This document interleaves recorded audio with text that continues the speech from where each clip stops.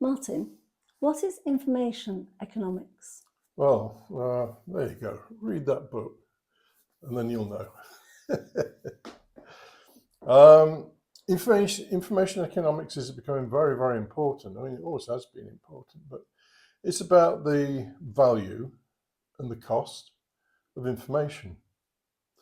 Now, I'll just relate a personal story. There are more and more people basically just taking the content I produce and saying they are Martin Butler. So they're stealing it. I don't doubt that this will be put up somewhere, probably on Facebook, with this bit taken off. And in fact, some people, I don't know who they are running a Martin Butler Facebook or some platform thing. And they're saying that they are having to manage my content because I'm now in a hospital or something. So it just shows you they'll go to any length to cheat and lie because they believe that there's some value in this information and they don't have to pay anything for it. They can just steal it. So there's an economic situation. They're stealing something of value, not paying anything for it, and deriving some revenue from it on Facebook. Now, one of the strong messages in this book is that as information protection becomes less and less robust, so the value of information will drop and people will stop producing. It's as simple as that. What's the point of researching something, writing something, or whatever, if people can just steal it and say it's their own, which is what people are doing. Anyway, the disincentive happened, well, I don't know, 20 years ago, say, with the music industry, because people could just copy the music. It's now happening with writing books and whatever, because people can just copy it. I've just issued a new book called Conversations with Jelly, and I'm not, for the time being anyway, going to produce a Kindle copy of it because it's just too easy for people to steal it and put it on their blogs or wherever and say, that's mine, that's what I've written. So we're at a stage where the value of information is not being protected, and where it's easy for people to steal it. And all that will happen is a lot of the social media channels and so on will destroy the value of information, and in the end there'll be nothing left. Just kind of idiotic output from AI programs that are feeding on their own information, which of course is the big worry with AI. It's producing a lot of output, which is then being used as input for either the same or different AI programs.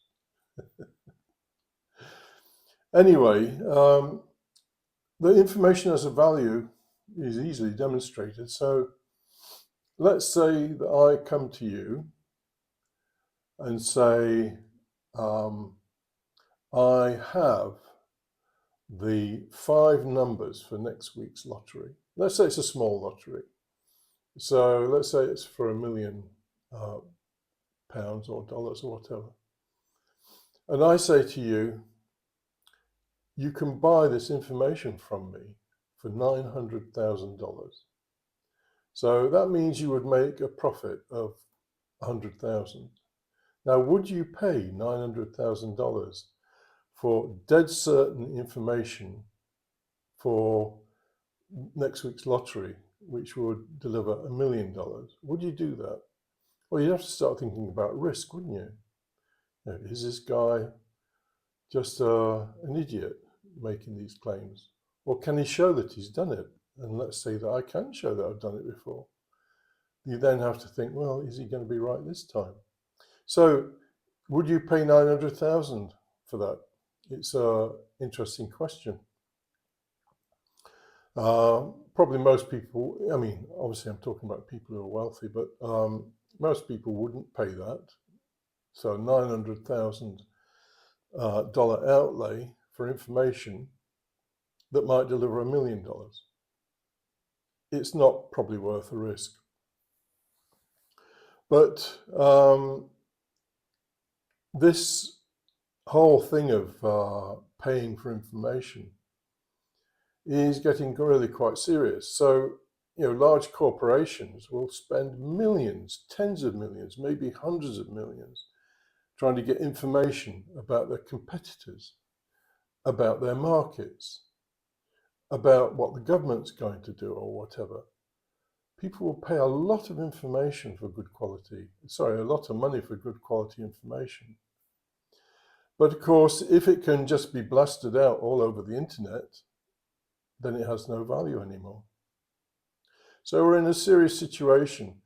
I think that the social media companies particularly are destroying their own market, because no one eventually will want to publish anything, because people can steal it and just say, oh, well, it's mine, and whatever.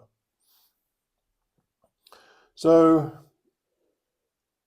to try and offset this a little bit, maybe we need to go back to hard copy.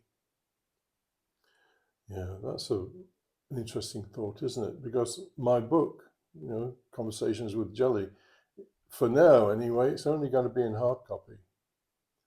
And sure enough, people can buy a copy and then take the information out of it, but it's a lot more work and these people are lazy. So the information economics problem is a serious one, and as I've said, this book, which is an excellent book if you are serious about it, this book goes into the problem. And it's possible that we may not be able to solve it, in which case people will stop producing original research, original writing, original music, whatever. And all we'll be left with is kind of AI slush that most people are already fed up with. So the information economics problem is a big problem, and the tech industry is possibly destroying the value of information. And we'll just end up with nothing other than AI slush.